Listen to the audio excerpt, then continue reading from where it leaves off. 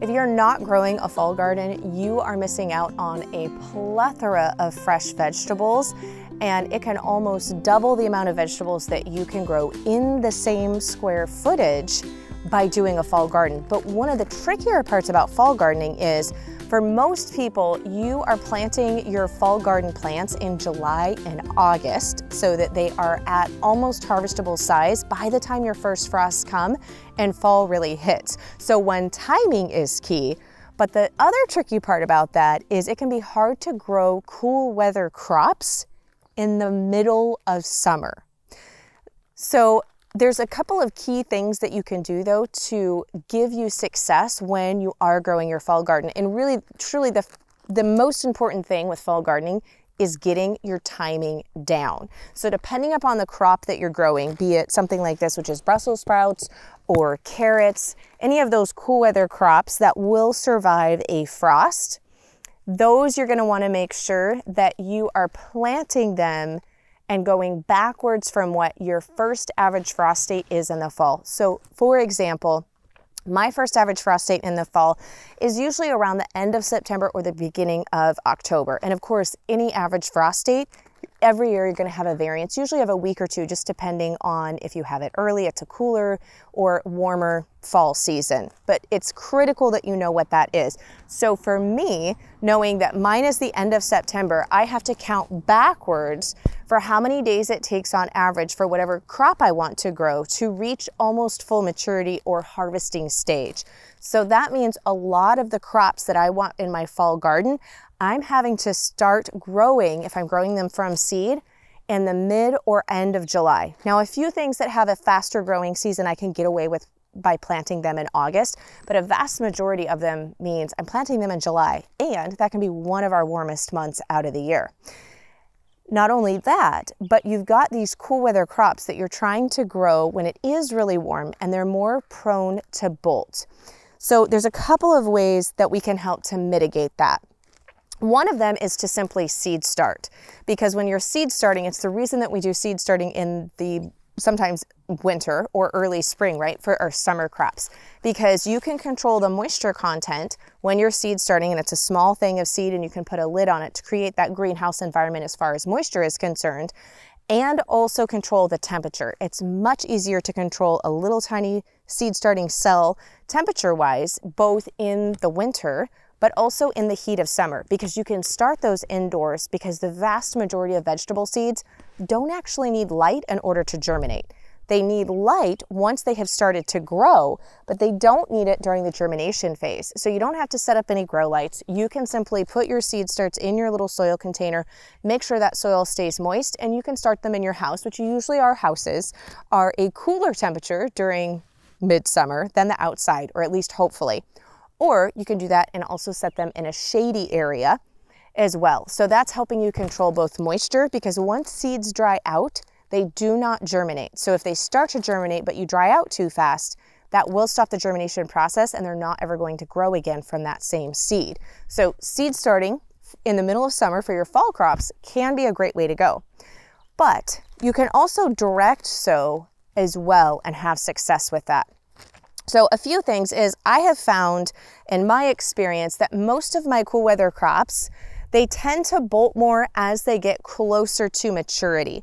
So spring crops, if they got planted a little late, or we happen to have an earlier, warmer summer than normal, like my broccoli, almost half of my broccoli ended up going from a little tiny head crown of broccoli like this, and instead of maturing into that nice big large head of broccoli, because we were so warm so early, they just bolted. But I have found that when the plants are young, like you can see these little Brussels sprouts here, these are quite little. When they're young and exposed to heat on the young side, and then as they get closer to maturity, like they do in fall, it starts to drop cooler. I don't have the bolting issues that I do vice versa in the spring. So even just the timing of that, by planting them in fall, they're young when it's hot, then they start to move to cooler as they mature, that helps to stop the bolting process as well. But some of the other things that you can do, and what we're gonna do here, is I'm going to be sowing some carrot seeds, and I've already done that by putting my Brussels sprouts. You can see I've got some Brussels sprouts here. Brussels sprouts are one of the few cool weather crops that actually have a longer day to harvest than almost anything else. Most Brussels sprouts are about 120 days to harvest from planting. And with Brussels sprouts, I've got a whole video on growing Brussels sprouts, so you can make sure and go and check that out if you want more detailed info. But with Brussels sprouts, you want them to be at harvest size right at your first frost, because once they start to go through those first frosts, the flavor development is just incredible. I won't even eat Brussels sprouts until they go through a frost because they're that much better. They're sweeter, just everything is improved. So these went in earlier because I need those to grow longer because it's a 120-day harvest. Whereas with carrots don't need 120 days. So I'm safe by putting these in the ground, direct sowing them right now, which at the time of this recording is mid-July, because I want these to be almost harvestable size by October. So one of the reasons that I have put these inside here is look for a shaded area, specifically summer crops that will be dying back and done by the end of summer. This can work really well, because right now these cucumbers are relatively small, but these are going to continue to grow and to come up on both sides. So, and this is already lightly dapple shaded. So you can see that this dill here is casting a little bit of shadow here. So this is like dapple shaded. So this is going to help keep this area of soil cooler during these hot summer months. But as these start to grow and then are going to need a little bit more sunlight, these crops will begin to be dying back and they'll be ready to be ripped out by the time we hit September. And then that will give these crops a month of full sun approximately before our first frost even hits. So by finding an area that's kind of dapple shade and using some of these other crops, this is the perfect area for me to put in fall crops, because it's going to help keep them a little bit cooler during these hot summer months.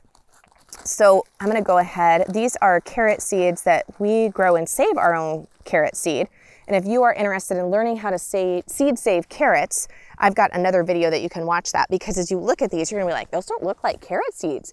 That's because when you seed save at home, they have like these little almost Velcro-like little coating on them, but these will grow just fine. There's no need to get them out of this little protective hole. They germinate just great, but they do look, they're not smooth like you're used to seeing when you buy seed from the store or in packets. So I'm just gonna go ahead, and again, I don't really mind sowing my carrot seed a little on the heavy side, because one, if they don't all germinate, then I don't have to replant because I've seeded a little heavy. And then two, I will come through and just thin these once they have started to grow. So I'm gonna go ahead and do that one. And then I'm gonna cover these back up. And then you can also use the board trick. If you don't know what I'm talking about with the board trick, go and watch that video.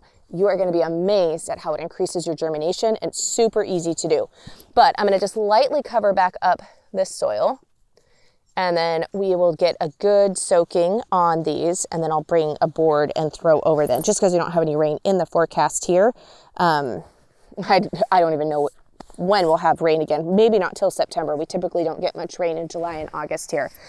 Now, some of the other things that you can do with your fall plants in order to help them, because we do want to keep them cooler, right, if possible, and that is a mulch. So you'll see here, this is a compost mulch that has quite a bit of almost like bark. It's almost wood chippy to a degree, right? Well, this helps to absorb the moisture when I do water, which is great.